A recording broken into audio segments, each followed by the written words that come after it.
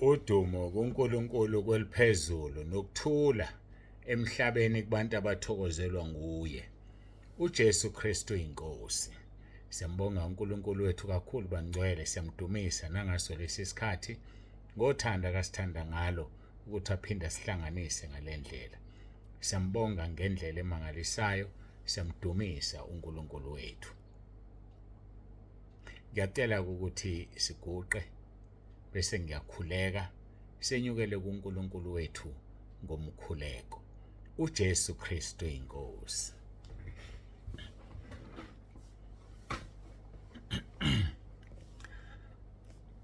Baba wethu ongcwele, uNkulunkulu wethu onomusa, siyazithoba phambi kobuso bakho. Siyabonga uthando sithande ngalo. Siyabonga ngabantwana bakho sinikeze bona abawusekelayo umsebenzi ngendlela emangalisayo. Ngiyacela ubabusise uNkulunkulu wethu abawusekelayo ngezikhwepha zabo. Siyazi ukuthi ukusekela ngekhwepha kuhlukene kabili, ukuzibambela umuntu asebenze noma ukufaka inkece imali akayiholayo makuphela inyanga ngoba kungamandla akhe omphe wona. Siyakubonga Nkosi kakhulu.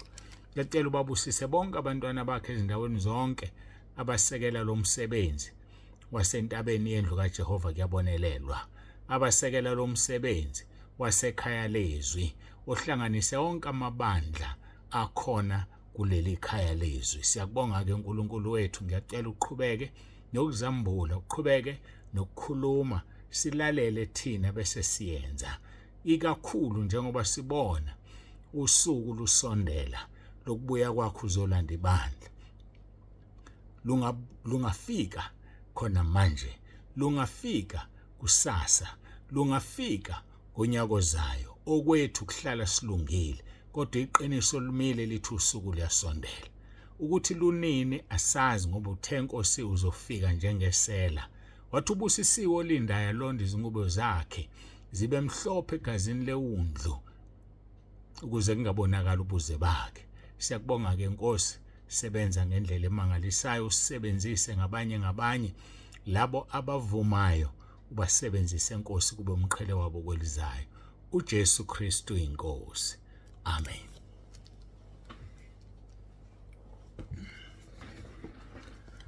Ake siyambonga uNkulunkulu wethu kakhulu bangcwele, siyamdumisa. Hayi usuku luyasondela, kodwa ukuthi lunini asazi. Hayi luyasondela lona. Luyasondela. Ngifuna ukuza ukuthi ulungileni wena.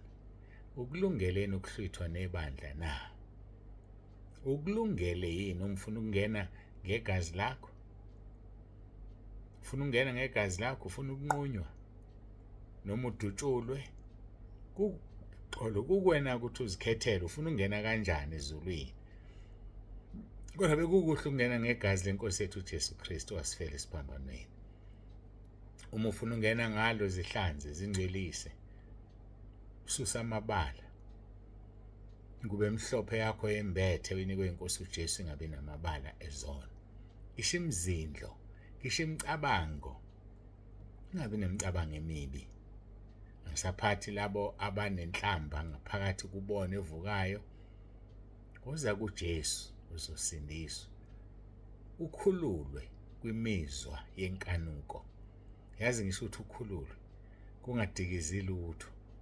Noma ngabe ubona izilwane zenzani, noma ngabe ubona ubani egqoke kanjani, kungabikho lutho oludikizayo. Kufanele ngathi ubuyibonela ugodo nje, noma uyibonela isihlahla nje, kanti hayi ubona umuntu unqunu, kodwa kwezilutho kuwena. Wenza isivumelwano namehlo akho njengoba uJobe washo. Wathi ngenza isivumelwano namehlo ami, ngingabuka kanjani intombi? Madoda, yabona leyo ndoda le iqhawe uJobe. Iqhawe uJobe.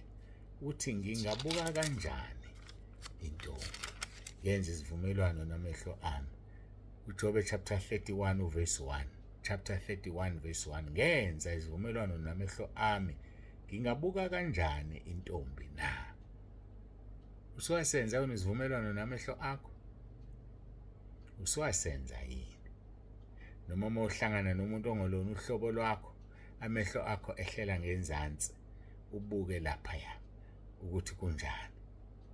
Noma uma uhlangane naye bese ujika naye ebhekele ehamba wena usubuka ukuthi unjani ngemuva ududule na hayi kakafi imizwa ayifi imizwa ungabi nandaba kube ngathi uzibukela nje isihlahla noma ugodo angisafuni ukulenza ngomuntu ngoba konakelwe emhlabeni mangithi uzobubona umama wakho khona abalala nonina mangithi uzobona udadewenu khona abalala nodadewabo so manje angisafuni ukulinganisa ngomuntu akube isihlahla ngoba yekho umuntu ofuna ukulala nesihlahla siyambonga uNkulunkulu wethu siyamdumisa bangcwele ngokuvuma kwenkosi masihlangane nebhulwa enkwezela ngomgqibelo inkosi mayisigcina ebhulwa enkwezela ngomgqibelo inkosi mayisigcina muhle uNkulunkulu wethu uyasithanda uJesu Kristu inkosi sizofunda izwi lenkosi lapha kuMathewu chapter 5 verse 9 elithi izwi lenkosi babusisiwe abalamulayo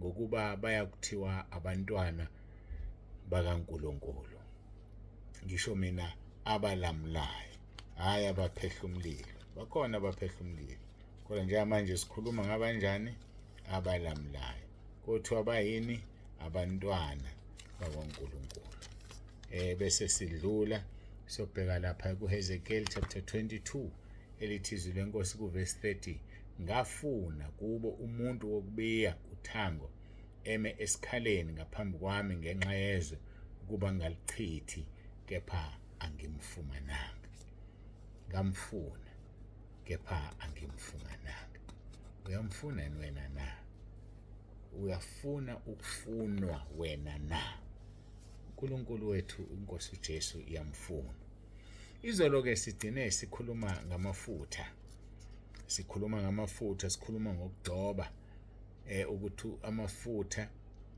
angumoya ongcwele 2 verse 26 nginilobela lokho ngoba onginilobela lokho ngabo abandukisayo ninake ukugcoba enakwamukela kuye kuhlala kini anidingi ukuba nobani anifundise kodwa lokhu ukugcoba kwakhe okunifundisa khona ngakho konke kuyiqiniso kunezwi lakwabaseKorinte elithi umuntu onomoya kaNkulunkulu nengqondo kaKristu so uma unomoya kaNkulunkulu kwenziwa yini uthanda uhamba ululekwa inoma ubani yini ululekwa inoma ubani Mahubo 1 verse 1 ethi ubusisi umuntu ongahambi ngeluleko zabantu kusho ukuthi uqale kuseyohamba ngazo ululeko ubani wena lithi lelizwi verse 27 ninake ukugcoba enakwamukela kuye kuhlala kini anidingi ukuba nobani anifundise imangalise lento ngake ngayixoxa ukuthi kunomfundisi njalo ngesonto ayengifonela athi baba uNsibanda ungiphezwi engizoshumayela ngalo molalela lelizwi futhi wayengena umoya kaNkulunkulu wayifuna ukululekwa yinoma ubani uzofika emathini kubantu kanti laba abantu abakabani abakaNsibande noma bakaNkulunkulu yini angalandizwe kuNkulunkulu inzima leyo nto ninake ukugcoba enakwamukela kuye kuhlala kini anidingi ukuba nobani anifundise ziqhenye ngevangeli lakho ziqhenye ngoJesu wakho mprotect umfihle uzohamba uthathe iyale kunoma ubani kufana nalento yokuthanda ukufellowship yazi lento yokufellowship uhamba ululekwa noma imuphi umfundisi kanti ngabe uguqa phansi ngedolo ubuza uNkulunkulu Nkosi ngiyokhonza kuliphi ibandla akuphendula akutshela qolo ngoba uyalazi ibandla elinjani eliphilayo kodwa uthanda wena uhamba ungena nje uhabulela umoya la uphume nawo uphinde uhabulela umoya la uphume nawo uyoze ufikephi imimoya egcwele emabandleni ahlukeneyo ngabe yaguqa uyathandaza ubuza uNkulunkulu uzokutshela yena ukuthi kuphi la kufanele uye khona ngeke akufake ehlathini ngoba usazi sonke wazi ngisho ingaphakathi lethu kodwa ke lokhu ukugcoba kwakhe ikona okunifundisayo ngakho ke kuyiqiniso akusiwa amanga nanjengokuba kunifundisile hlalani kuye hayi njengoba lokugcoba kokufundisile hlala kuye khona ke ufuna sikuphawulela lokhu ukugcoba makukufundisa kusho ukuthi hlala ebandleni hlala kuye mosuhlezi kuyeke uzolibona ibandla elinaye bese ukhonza ke kulona. Kodwa wena hlala kuphi? Kuye, hayi uhlala ebandleni. Ngisimthintile kuLeviticus 10 verse 7 othi, ningaphumi eminyango wetende lokuhlangana funa nife ukuba amafutha okugcoba kaJehova aphezu kwenu. Benza-ke njengezwi likaMose. Amafutha okugcoba kaJehova aphezu kwethu. So-ke lokho kusho ukuthi-ke asingahambi uqolo noma singaphumi eminyango wetende lokuhlangana. Uthi verse 28-ke, nakalokhu bantwanyana, hlalani kuye ukuze nxa ebonakala sibe nesibindi, singabi namahloni, sinyibe kuye ekubonakaleni kwakhe. Hlala etendeni lokuhlangana ungaphumi. Hlala enkosini uJesu. Noma umoya wombusi ukuvukela, noma isimo sikushintshela, hlala ungasuki. Hlala ungasuki kuye. Uyakuthanda, wakufela esiphambanweni. Hlalani kuye ukuze nxa ebonakala sibe nesibindi, singabi namahloni, sinyibe. Ngakhona abazoba namahloni babembheka. Ngoba akabhekeki kumuntu onezono. Hayi akabhekeki. So kusibiza ukuthi-ke bafowethu asondeleni uNkulunkulu khona ezosondela kithi. Asondeleni kuKristu khona ezosondela kithi. Uma-ke nazi ukuthi ulungile, yazini ukuthi lona loyo wenza ukulunga uzelwe uNkulunkulu. Yilona loyo wenza ukulunga uzelwe uNkulunkulu. Kodwa uma ungakwenza ukulunga ungokaSathane and uyihlo uSathane. Asenzeni ukulunga bafowethu. Asenzeni ukulunga ngoba uma senza ukulunga sizophumelela. uNkulunkulu ufuna senze ukulunga ngoba yena ulungile. uNkulunkulu ufuna senze ubungcwele ngoba yena ungcwele. So asihlaleni-ke bafowethu ebungcweleni. Simkhonze uNkulunkulu wethu singcwele. Ziyavunyaka izono ukuze ube ngcwele. Hayi zivume izono zakho. Uzikhiphe zonke nesekujuleni. Nongakazi utshele umuntu ngazo, zikhiphe. Ngoba ungazikhiphi zizokufaka isihogweni. Nakalokhu-ke bantwanyana, hlalani kuye ukuze nxa ebonakala sibe nesibindi, singabi namahloni, sinyibe kuye ekubonakaleni kwakhe. Uma nazi ukuthi ulungile, yazini ukuthi lona loyo wenza ukulunga uzelwe uNkulunkulu. Uma nje wenza ukulunga uzelwe uNkulunkulu. Kungani uNkulunkulu efuna ume esikhaleni? Kungani uNkulunkulu efuna ume esikhaleni? Phendula ithi kungenxa yesikhathi. Kungenxa yesikhathi bafowethu uNkulunkulu ufuna sime ekukhanyeni. Ngezikhathi zokugcina kusho iminyaka ephela ngaphambi kwemillennium. Uma kuthiwa ngezikhathi zokugcina. Thina siphila ngezikhathi zokugcina. Lithi izwi lenkosi u1 Timothy chapter 4:1, kepha umoya usho ngokucacileyo ukuthi ngezikhathi zokugcina abanye bayakuhlubuka ekukholweni. Bayakuhlubuka ekukholweni. Kunjani ebandleni okhonza kulona? Banjani ukuhlubuka? Hayi la ekhaya lezi bahlubuka. Athi ngisanda ukuntshela baphuma ngo-60. Ngo-67 no nakusengiphula. Ngabo-60 something bayaphuma. Nina kodwa bese niletha o20. Niyabona ukuthi sishona phansi ngabo-40 siyancipha. Ngithi ngizoyelanga nje mase ngibale kahle ngimtshela mhlawumbe sesingaphansi ka10,000. Kwenzeka kanjani sibe ngaphansi ka10,000 ukhona wena? Uhlezi nabantu la ukhona ngisho ukuthi uphila wena. Ngakho-ke ngezikhathi zokugcina abanye bayakuhlubuka ekukholweni. Benako umoya abadukisayo nezifundiso zamadimoni. Omoya abadukisana, idimoni ngeke ulibone lifika lizokufundisa. Kodwa umululeko umuntu omubi ululekwa idimoni, ufundiswa idimoni. Xwaya umoya kaSathane. Xwaya umoya omubi. Ngavuma idimoni likukhokhele.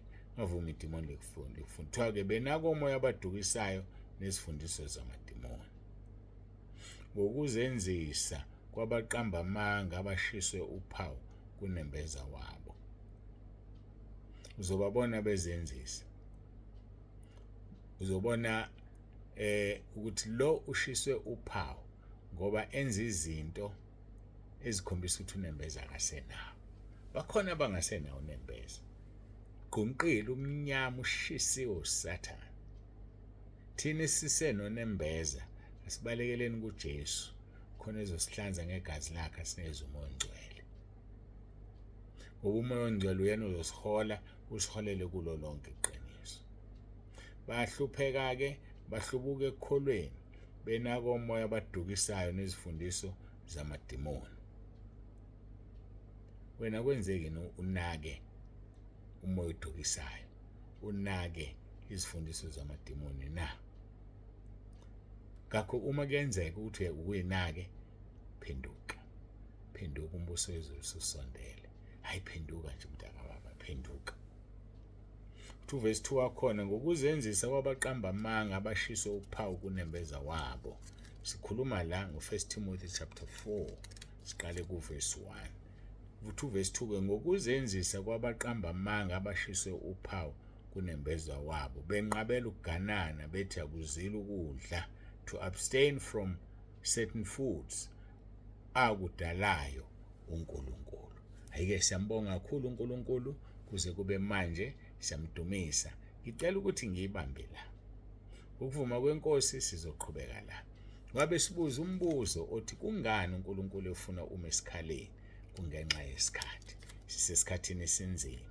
Umoya usho ngokuchathileyo ukuthi ngezikhathi zokugcina abanye bayokuhlubuka ekukholweni, benako umoya abadukisayo nezifundiso zamadimoni. Angiguqe nawe uguqe bese ngiyathandaza. Babongcwele babolungileyo, sibiyele kulesi sikhathi samanje. Sibiyele uNkulunkulu wami kulesi sikhathi sokugcina.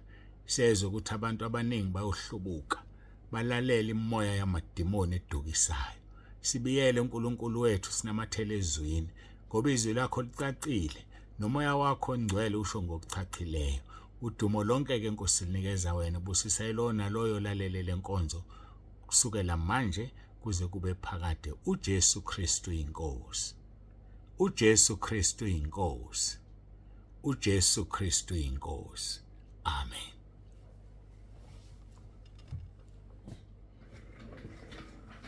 Siyambonga-ke, siyamdumisa uNkulunkulu wethu bafowethu kakhulu.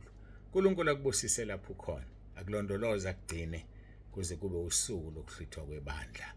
uJesu Kristu inkosi.